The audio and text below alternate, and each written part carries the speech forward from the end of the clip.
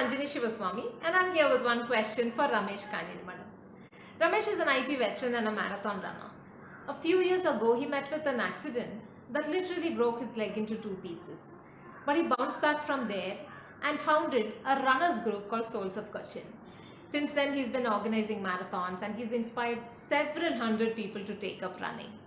Seeing the spirit, I'm sure there's something at the end of all this endurance. Many of us don't start doing the things that we should be doing just because we're not sure how far we can go and how much we can take. But that should change, right? Ramesh, from your experience of pushing your boundaries and helping other people to do the same, please tell us, how do we build this attitude for endurance? Hi Ranjini, that's a loaded question. Let me see if I can do justice to it with my answer. Human endurance, in my opinion, is largely exemplified by our own evolution. Because at a time when we did not have any tools or weapons, our forefathers used to practice something called persistent hunting, wherein they ran animals down to their deaths and ate their meat.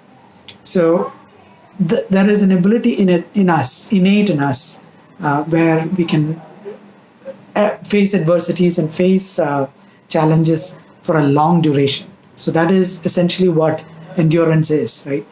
So our built-in endurance that we have, unfortunately, we lose it somewhere, or we forget that we have it at some point in our lives. So that's why we keep asking, like, how do we build endurance? The fact is, we don't need to really build it. We just need to regain it, or we need to refresh it. So in running, what we do is we start with short kilometers, like maybe 1 kilometer today and 2 kilometers tomorrow, maybe 5 the day after, until eventually you can run a marathon, which is 42.2 kilometers. If you ask a long distance runner how they run 30 kilometers on a Sunday, they'll tell you the hardest part and all that is to just get out the door. So essentially my point is, the consistency that you need to have to achieve your endurance is vital, right? I mean, it is absolutely required for you to be doing or sticking to your routine if you have a plan for any goal that you have. Success comes with hard work, but also with consistency and conviction that you can do it. So a runner, for example, when he or she is running a marathon, the final 10 kilometers of a marathon is excruciatingly painful, and they will start doubting themselves, they'll start doubting the advisors and everything. But the moment they cross that finish line, the feeling is undescribable. It's surreal, and you feel that you're invincible. And that is exactly the same feeling that people need to apply to their lives, because there'll be times when it is challenging, but you need to really fight it out.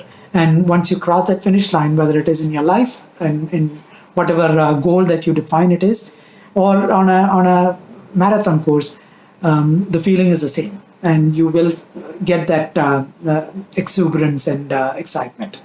So you can see that many successful leaders and CEOs are endurance athletes, runners or cyclists or swimmers, or they all have practiced something in their lives or most of them at least have practiced something in their lives that takes them through the pain and suffering and challenges that are required in their lives as well. So that's my long answer to your quick question. Thank you, Ranjini.